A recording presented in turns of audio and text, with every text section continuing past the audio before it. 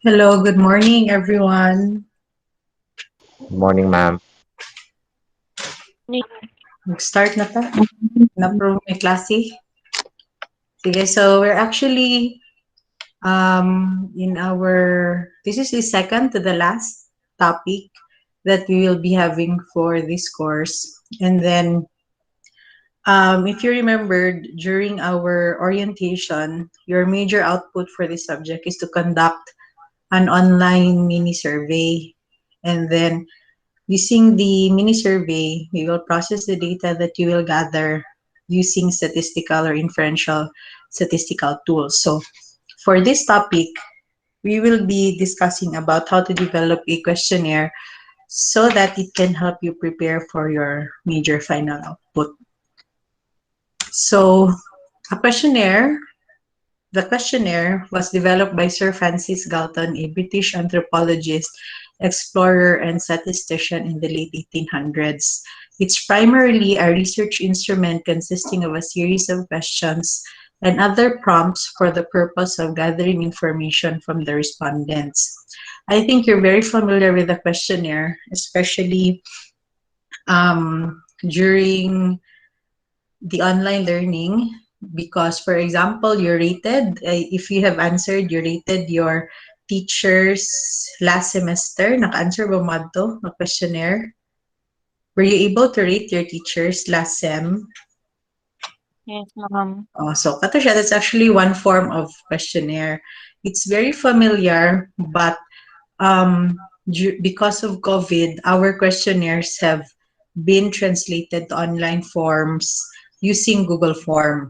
So, ang inyong himuon ng questionnaire for our class would be in Google Forms as well because we do not want you to go around and ask individuals to answer your questionnaire.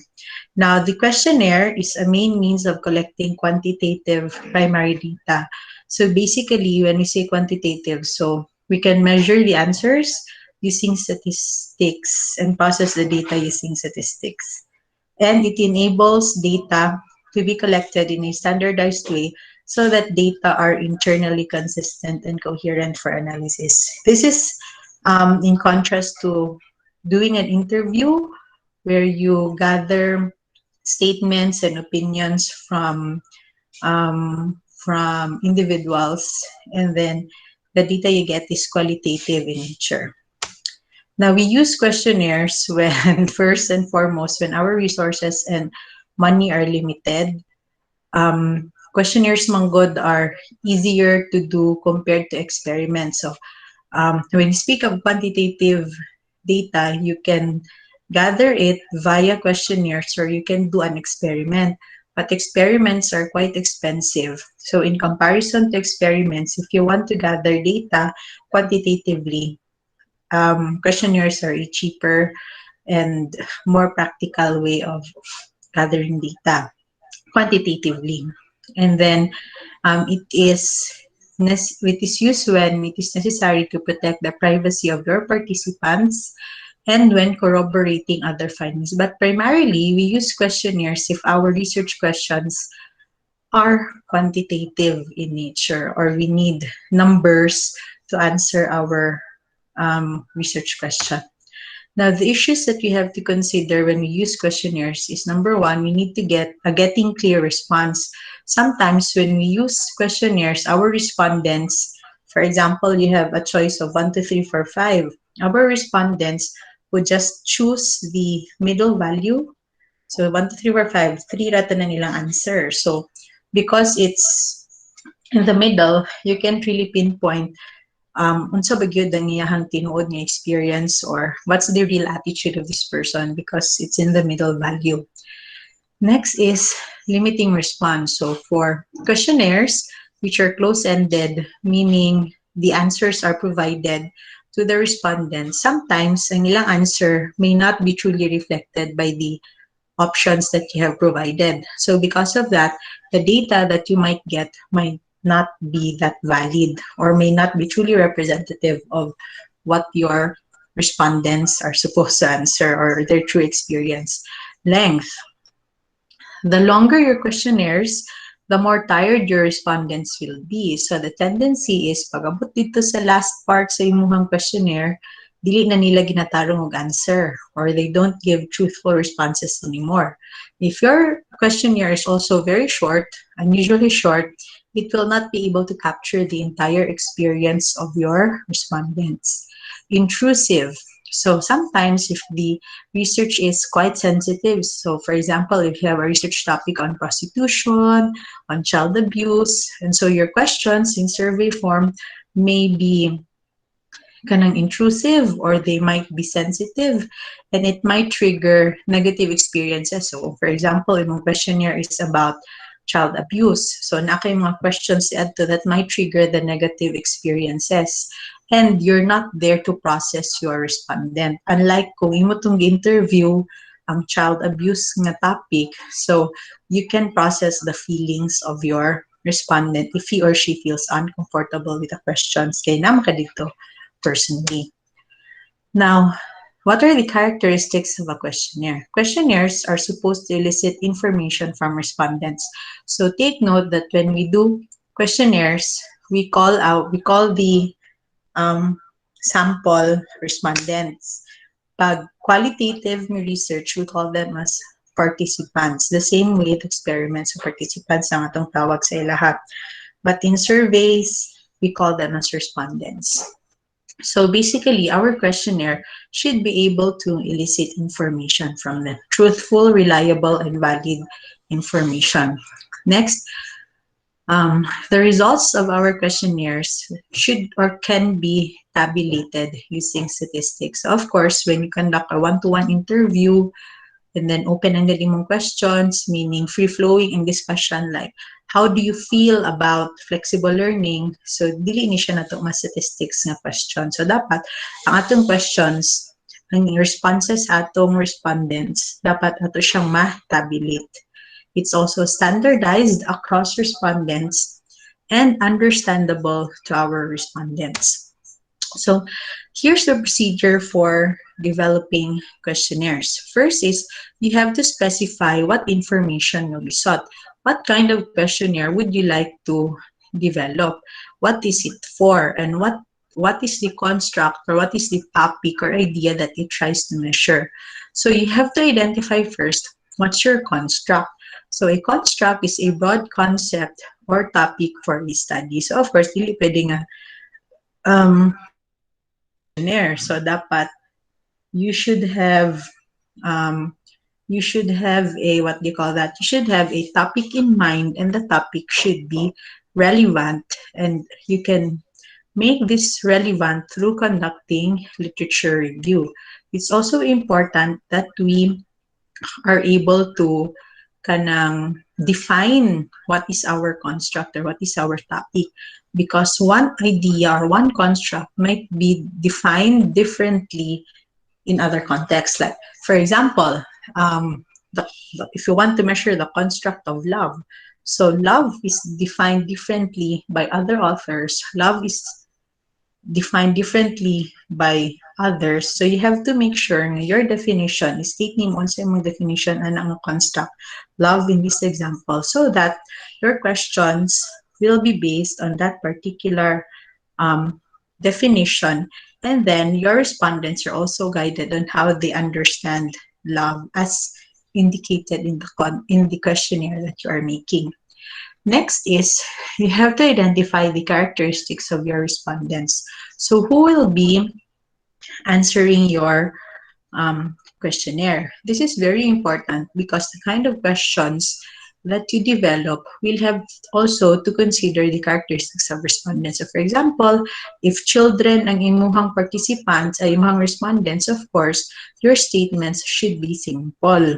If your respondents are not fluent in English, then your question should be translated in Bisaya or in their language. So that's why it's important that you define the characteristics of your respondents. If your respondents are working people who are busy, then of course you have to ensure that the length of your questionnaire is also a match. Okay, kung busy in your respondents, of course, they cannot answer it validly and reliably. Next, determine the type of questionnaire and method of administration. So, we have two types. You can do pen and paper, katong traditional nga tagaan na to questionnaire in paper, or which is what we are preferring nowadays due to COVID, online via Google Forms. So, pwede siya nga online. Next um, is the administrator. Administrator is the one giving out the questionnaire, no? So, is the administrator the researcher itself? Ikaw ba gyud as researcher ang mag-administer sa questionnaire, or will you assign another person to administer the questionnaire for you? Then you have to determine, this is the most crucial part, you have to determine the content of individual questions. So, na nakay topic, na-define na ni mo yung topic, imuha na pong na-define who your respondents will be. The most crucial thing to do and the hardest thing to do is to develop the content of your individual questions. So your individual questions, when you construct them, you ask yourself, what are the things one needs to know from the respondent in order to meet the survey's objectives?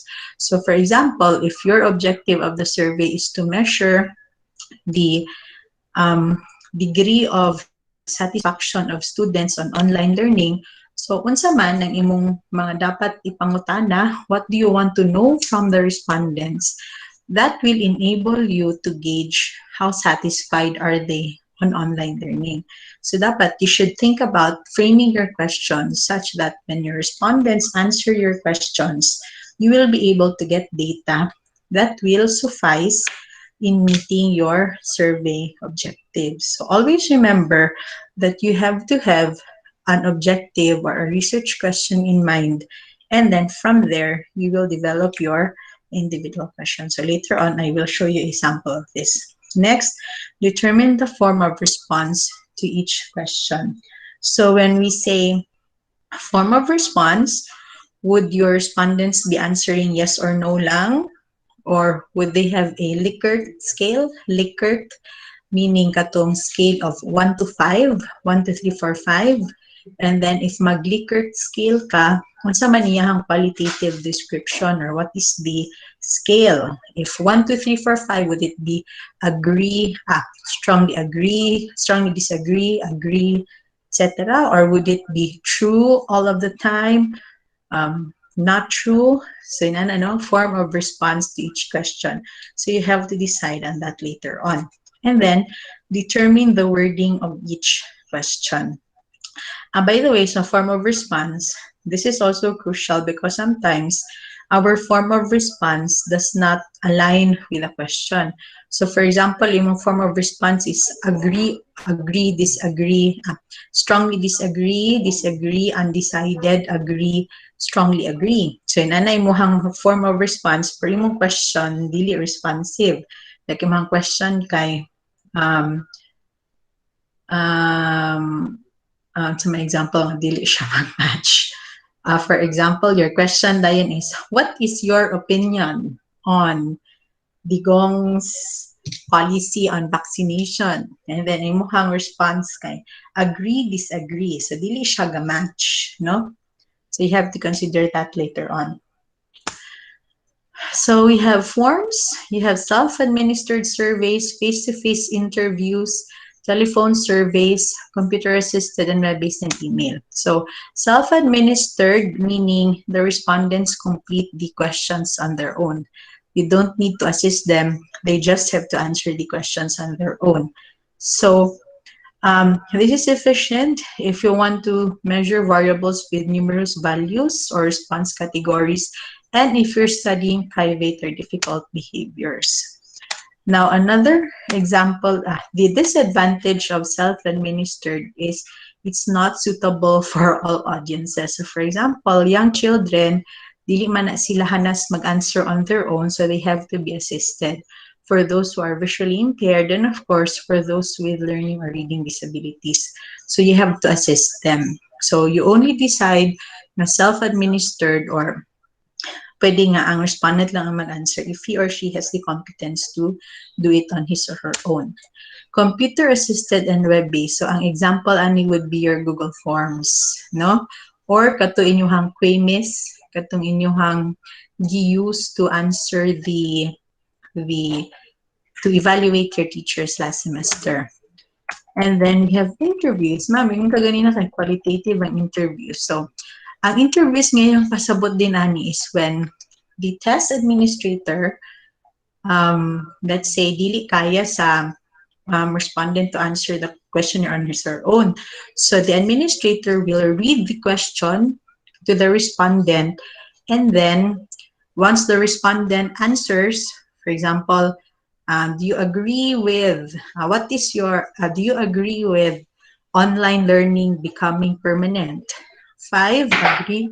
4, disagree, blah, blah, blah. So the respondent will then say, akong answer ana, ma'am, kay 4. So si administrator, siya din ang mag-answer. So inana nga interview ang pasabot. The administrator is there to read out the questionnaire, the questions, and then jot down the answers of the respondents. Next, we have telephone. So, maraming siya interview, but katong interview is face-to-face. This one, you call your respondents. You read the questions, and then for every response, the administrator will record. Now, a good questionnaire must obtain the most complete and accurate information possible. It is organized and worded to encourage responses to provide accurate, unbiased, and complete information. So, it's important that our questionnaires do not contain biases and do not lead our respondents to answer in a specific way. Now, the limitations of a questionnaire is that there's low rate of return. So for example, ang imong gipa-answer is 50 ka buok, most likely ang answer na mga pila lang ka percent, like 30%. So dili nimo makuha ang entire nimo nga intended sample. Next, it can be used only when respondents are educated and cooperating. So if your respondents do not understand your questions, so it's pointless using a questionnaire. And also, if they are uncooperating, like they're very busy, so busy kayo sila, so patak-an na lang nila og circle ang imuhang questionnaire. And then, a control over the questionnaire may be lost once it is sent. This is true for online questionnaires. And it is difficult to know whether the respondents are truly representative. Basin ka to yung gipili nga respondents, they do not represent the entire population that you want to study. And then your respondents may, you may find that their answers are ambiguous. So ambiguous meaning dili clear. Katong ganina atong giingon nga dito ra sila sa tunga pero may undecided. Or sometimes gidulaan lang nila imuhang questionnaire dito sila sa 1 tanan or 5 tanan, no? So dili na din accurate imuhang data. Or they might not answer questions altogether. They might miss out items in your questionnaire. And finally, respondents may misinterpret a question. So how do we overcome those challenges? We do pilot testing. So mo ni ang inyong himuon sa inyong major final output. You will pilot test a questionnaire that you will be developing. And then when we pilot test, we will be checking later on reliability and validity. So that's where the statistics will come in. Now, we have the forms of questionnaire. So your questionnaire can be of 3 types: structured, semi-structured, or unstructured. So for structured, when we say structured, meaning you're going to define already unsa ang ilahang possible choices. So the researcher will write down the answers. Pili na lang dayon si respondent. That's structured. So mo na makita ninyo nga naadili si self-completion or self-administered. When we say semi-structured, or this at the unstructured, so unstructured, open-ended questions. When we have structured, it's usually it's a mix, pwede closed-ended, pwede open-ended. When we say closed-ended questions, meaning define ang answer, like yes or no, rate 1, 2, 3, 4, 5. So define yung mga answers. When open-ended questions, meaning free-flowing, the respondent can say or can answer anything that comes in his mind. So kung ato ni siyang i-compare si close-ended, man siya multiple choice or true or false nga quiz. While si open-ended question, man siya essay. So meaning um, the there is more liberty for open-ended questions or for participants or respondents to answer freely for open-ended questions. So structured, usually kato, define na imuhang questions, so define na po ng answers. Semi-structured, so you have defined questions, you have a set of questions, but you also have kanang questions that may just pop out during the process. For unstructured, wala gid kay defined questions. There's no outline of questions because it's free-flowing and open-ended. The unstructured is usually used in qualitative studies. Now, let's go to constructions. So regardless of survey type, you have to ensure that your questions allow for candid answers, accurately, consistently, and address your objectives. Now let's go to question content. So there are a series of questions that should be posed as the researchers develop the survey questions themselves. So once you are now writing your questions, or another term for this is item pool statements or IPS. So once you are writing your statements, your IPS, here are the questions that might guide you in writing good question content. So first, is this question sufficient to generate the required information? Enough ra ba ang questions nako para ma-answer ang akong research question at the start? Next, can the respondent answer the question correctly? Maansiran ba ni sa akong respondents? Next, are there any external events that might bias response to the question? So for example, if your respondents are just experience an armed conflict or war, maybe that experience might have a bias on his or her response. Okay, for example, ang imong question kay on insurgency or communism, and then this particular respondent experienced war or conflict. So maybe mabias ang iyahang answers regarding the questions because of this external event. Next, do the words have the same meaning to all respondents? So for example, how many members are there in your family? There is room for ambiguity in such a question since it is open to interpretation as to whether one is speaking of the immediate or extended family. So based sa question, how many members are there in your family? Malibog ang imuhang respondent. Unsa imong pasabot ang imong main lang bang family, your immediate family? What if nag-apil og puyo sa inyong balay, imong lola, lolo, etc.? Should you count them as members of the family? So, there's ambiguity there. So, you have to ensure that ang imong pasabot sa imong question, maupod ang interpretation sa imong respondents. Next, are there any words or phrases loaded or leading in any way? Like leading when we say, we mean that your questions will lead your respondents to answer in a certain way. So, for example, I believe that death is. I believe that capital punishment or lethal injection is bad because I'm a Catholic. So, because of the phrase I'm a Catholic, if you're a Catholic, and then ang imong actual good nga perception actually is agree, pero kay na may term nga Catholic, the individual may say, ay hala, ang sakto din nga answer ani kay dapat false. So, iyahan na lang i-change ang iyang original answer because you have a phrase which is leading or na bias. So, dapat wala na nato silang mga words. Are there any implied alternatives within the question? So you have to be careful of double-barreled questions. When we say double-barreled, duha ka ideas ang nasa isa ka question. Like for example, my teacher is beautiful and polite.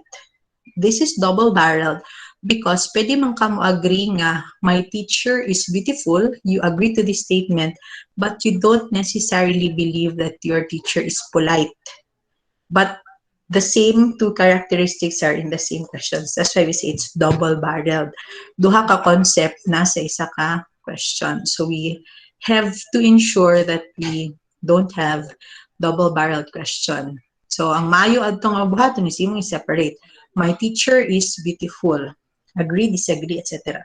My teacher is polite. Agree, disagree. So, imo siyang separate by the double-barreled. Next, will the question be understood by the type of individual to be interviewed? So, your respondents, can they understand your questions? Or do they have the competence to answer the questions that you have? For example, ang imuhang study is on online learning, pero ang imong gipa-answer kay mga nag-printed modules. So, of course, they cannot answer your questions. Next, ambiguity, meaning dili klaro, nga dili clear imong questions. It may lead to multiple interpretations. Are there words or phrases which are vague or unclear? And then, are any questions too personal or of a potentially embarrassing nature?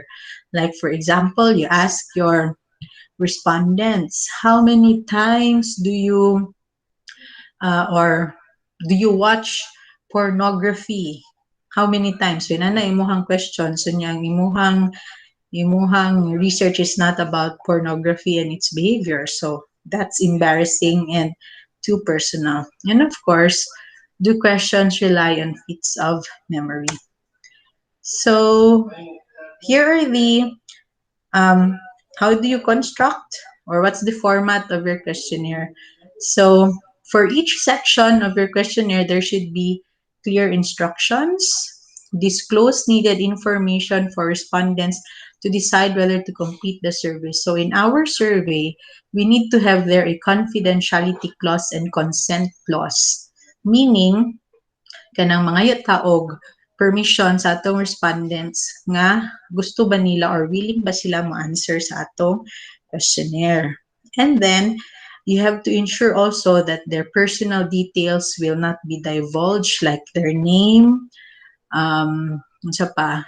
You have to also ensure that they are free. Kung magdili sila mag-answer sa questionnaire, there's no consequences.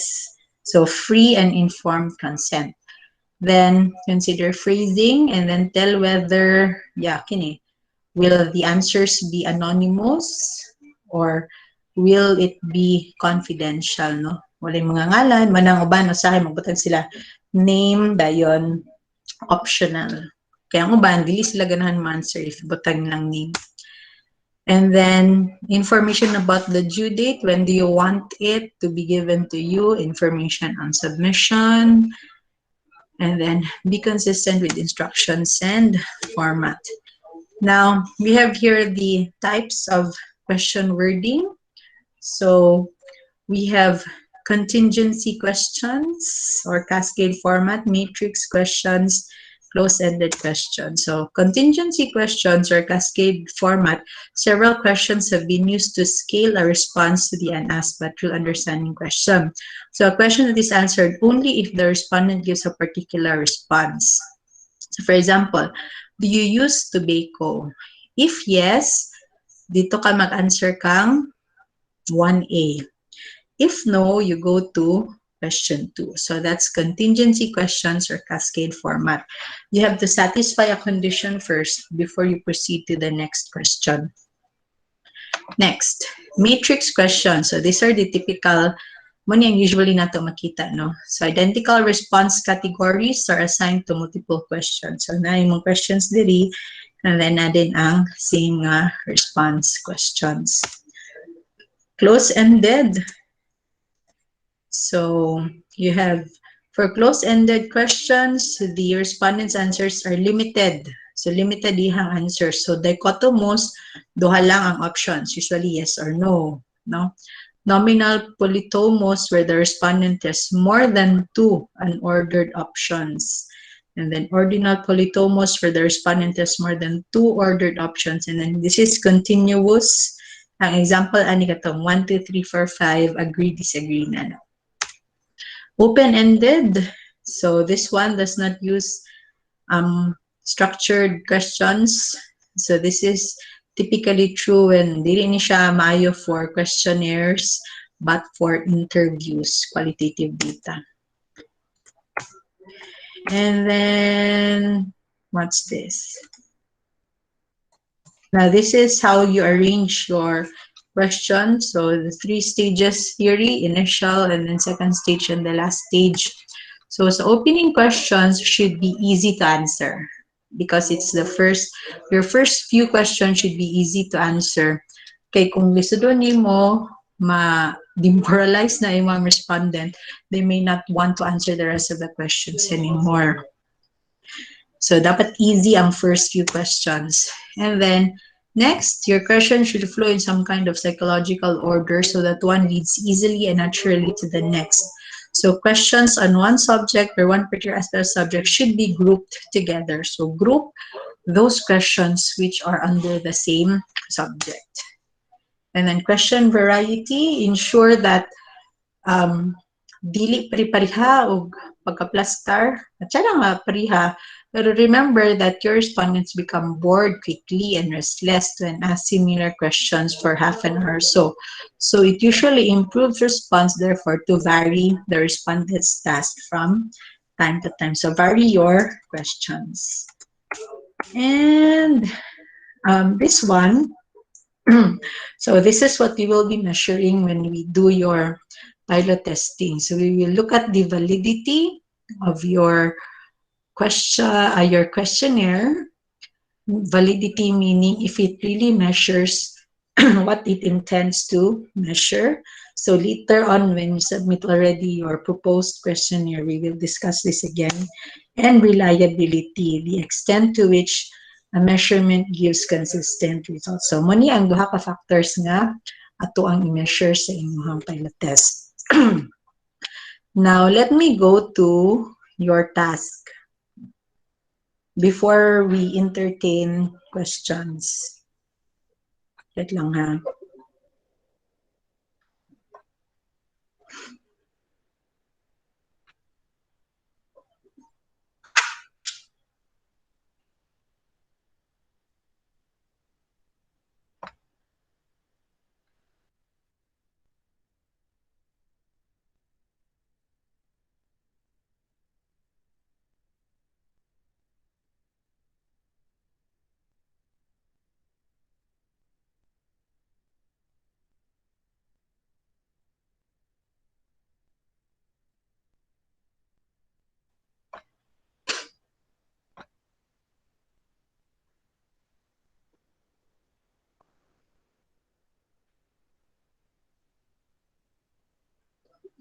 Can you see the screen? Yes, ma'am. Okay ra. Sige. So, mo ni inyong buhaton as preliminary to your major final output. We will submit this next week.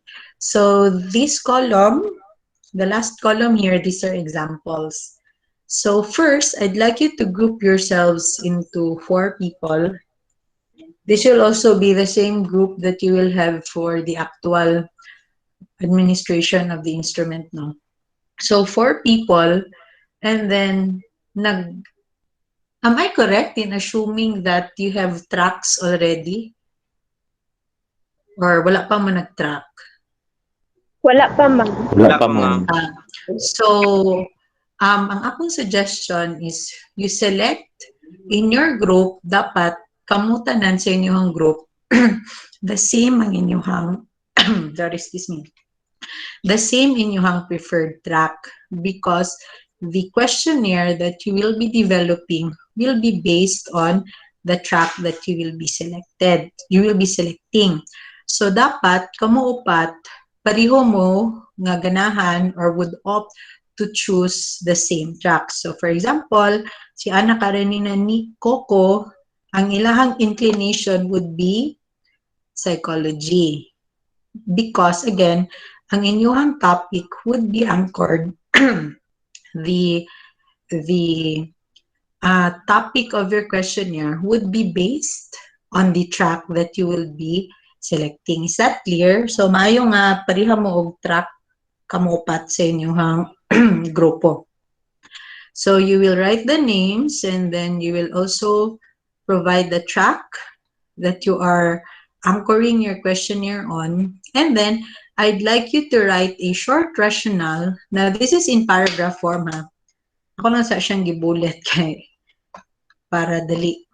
So this is supposed to be in paragraph form, but there are guide questions here. So based on the track, what topic would you like to explore using a questionnaire?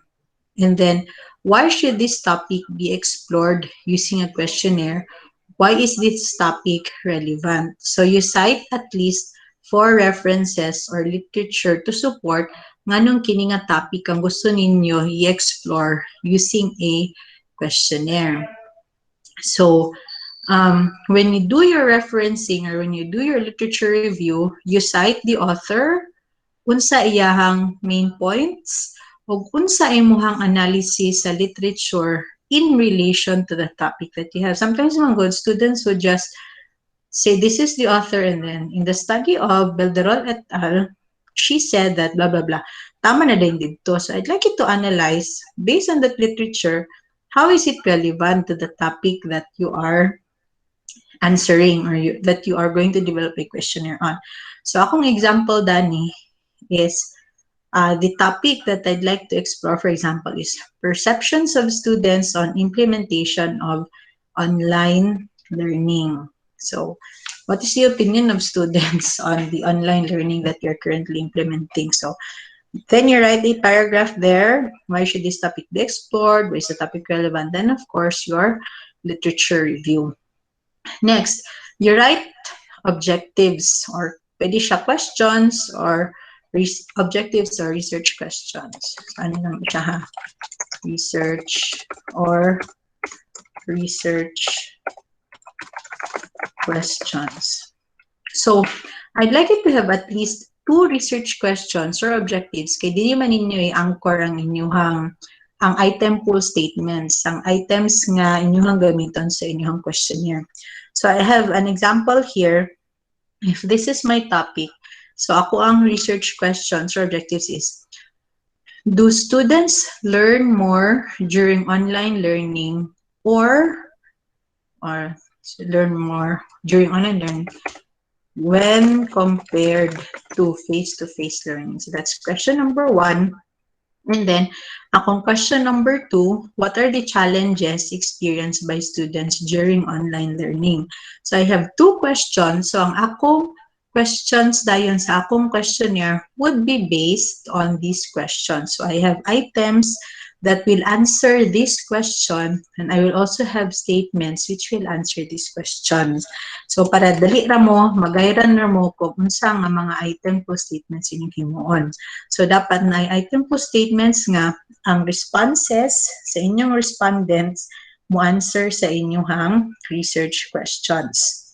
Next, construct definition. So of course, as mentioned kaganina, we have to define the topic or define the variables in our questionnaire because it might be interpreted differently. So this is the time that you define your construct. So we have here, for example, online learning is blah, blah, blah, blah, blah. And then you write, of course, your sources. Then respondents.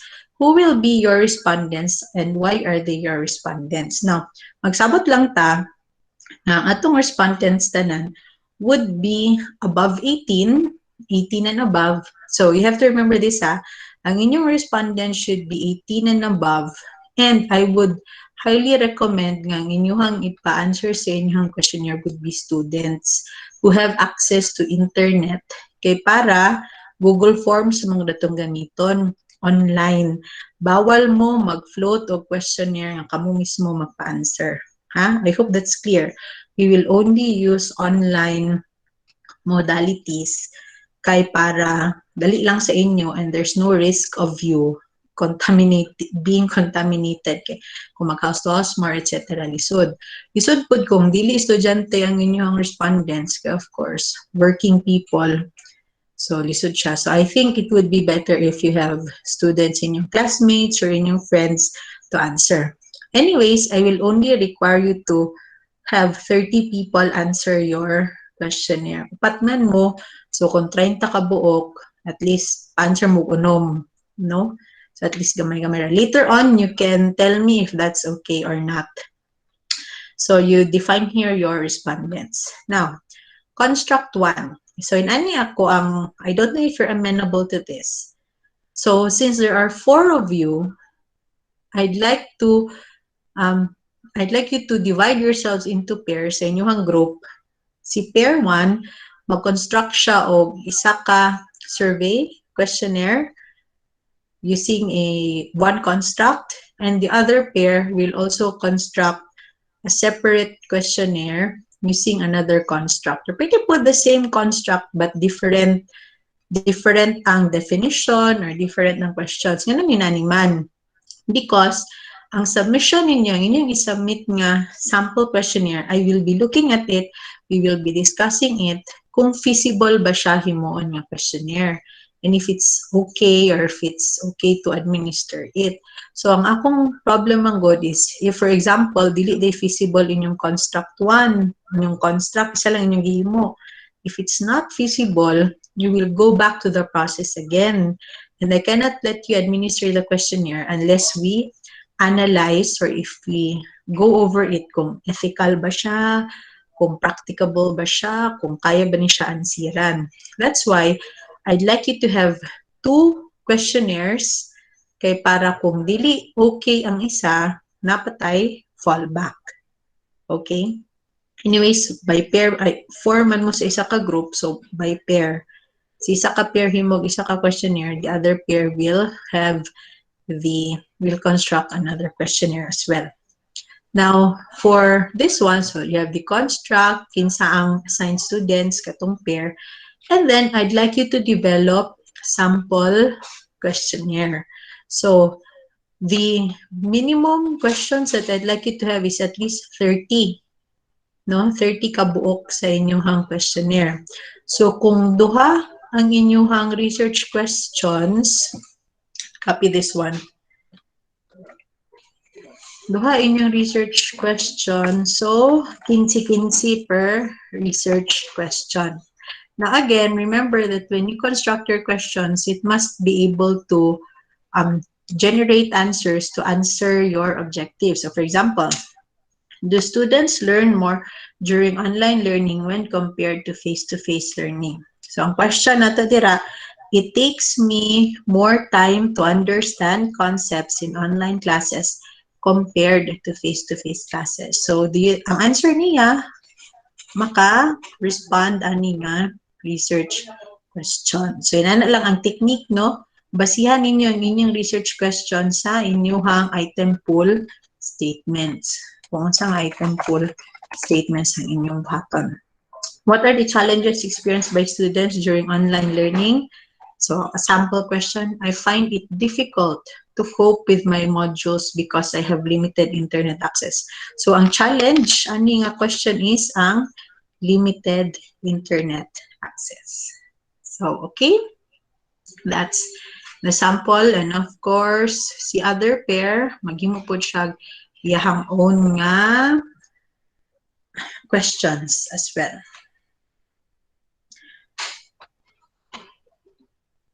So, now let's hear your comments. What do you think? Is it okay? Sige. Okay ra ba? Doable ra? Or do you have questions about the topic? Good morning, ma'am. Yes. Kami lang magpili, ma'am, sa mo ko Saan? sa groupmates. Oh, kamo ray pili. But again, make sure nga pari-pariha mo og track. Kaya ang inyong questionnaire based man sa track ninyong pilion. Like, kung psych ang inyong pilion nga track, so dapat ang questions or ang inyong topic should be related to psychology. If you choose political science, then dapat ang questions ninyo related, ang inyong questionnaire related sa pol-sci. Okay, ma'am. Thank you kayo, ma'am. What else? Is it okay if ang inato nga pamaagi, is it feasible? What would be difficult for you?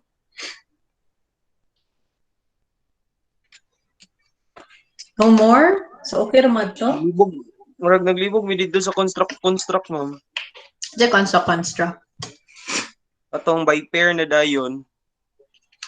Sa by pair, sige, share na ko ito ha. Di ba foreman mo? Oo, So, ma'am. magbahin mo by pair. Si first pair, kibali duha ka questionnaire inyuhang himuon, inyong i-propose. Si pair 1, maghimo siya iyang own nga questionnaire.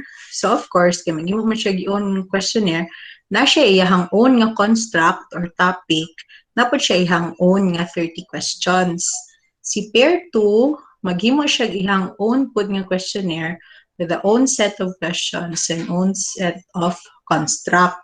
So, duha ka questionnaire kibali ang inyong i-propose. So, kung ikuan tanan, ma'am, 60 ka questions tanan. Oh, 60. Maong kung namoy plano nga magdawat og mga dowlimps, Shakira inyong beauty.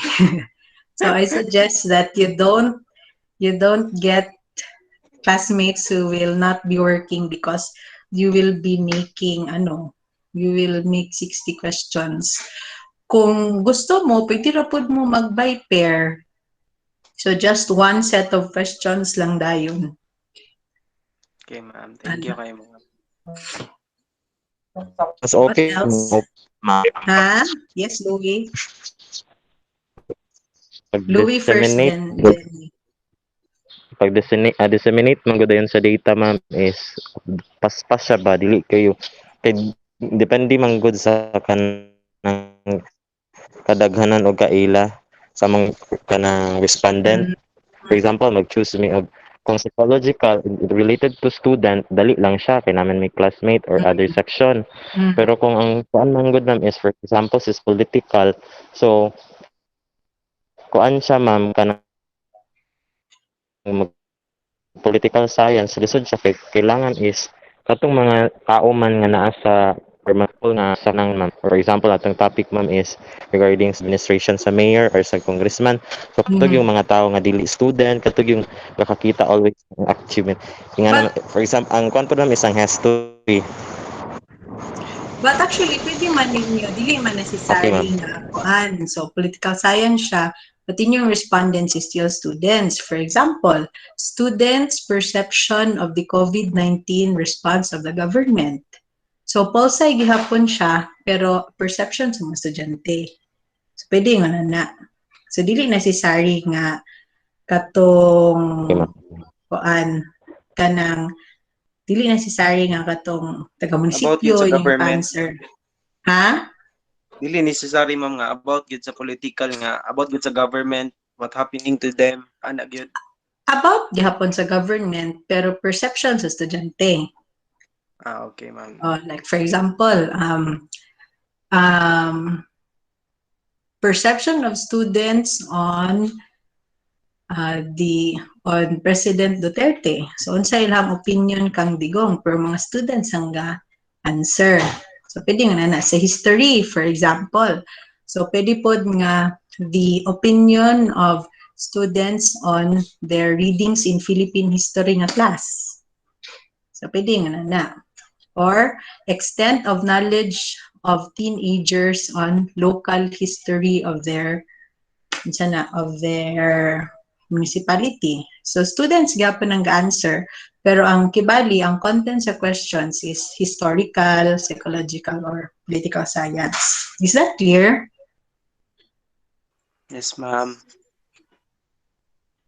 So don't worry because when you submit that one to me, I can check it man po na kini pwede rin ni siya ansiran sa students, and I can also give you comments if sound to improve para pwede rin na to siya lower down to the level of students to answer. What else? Jenny, naka-question kagaina?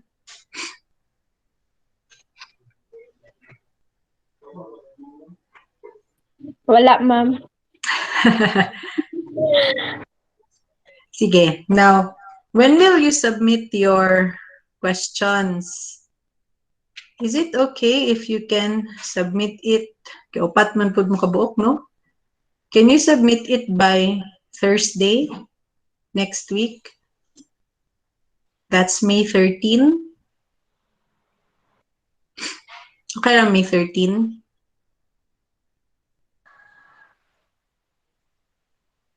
Kuan. Friday, ma'am. Okay ra Friday, ma'am?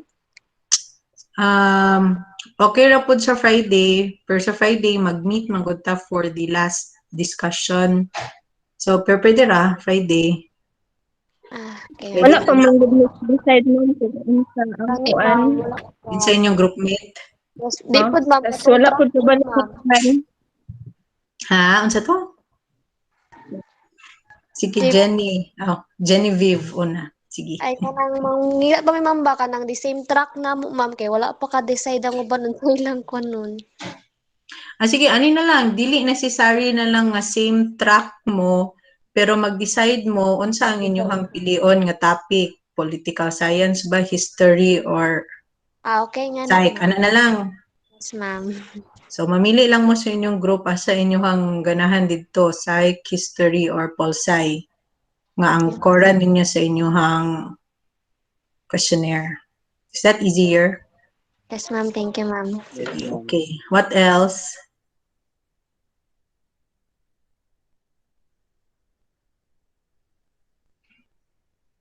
Wala na?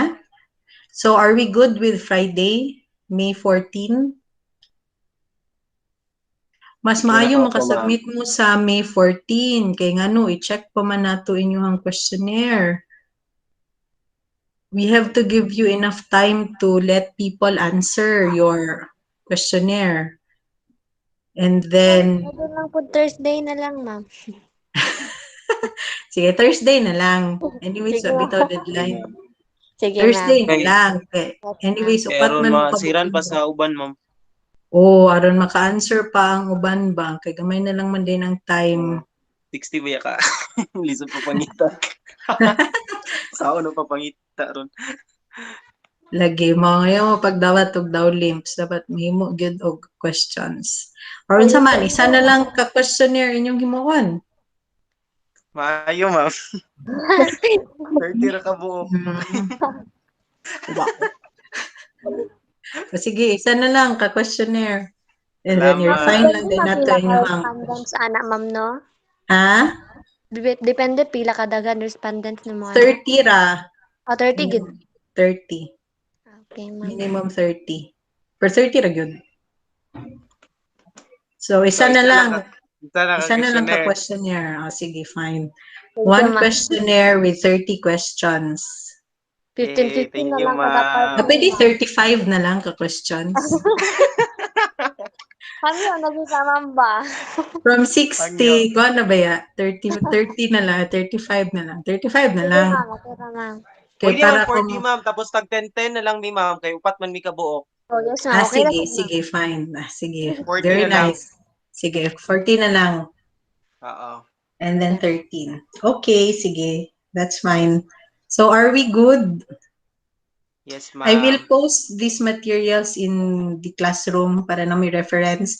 Tagaan ko din mo atong list sa unsa ang scale nga gamiton. Like, for example, kung inani inyong questions, dapat agree, disagree, or frequently, most frequently, ana. Ganda po naman na.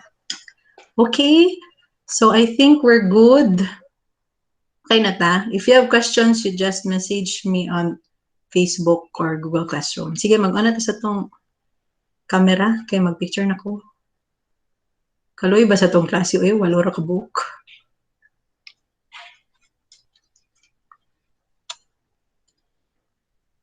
Ja.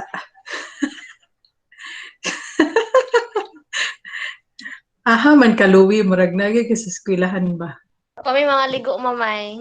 Gani. Sana all, parihan ni Nakabang sa si research Miss building, Hazel, murag bagong ma'am. gising pa niya. Sige, 1, 2, 3, smile. 1, 2, 3, smile. Okay, thank you. Bye. Bye, ma'am. Bye, ma'am.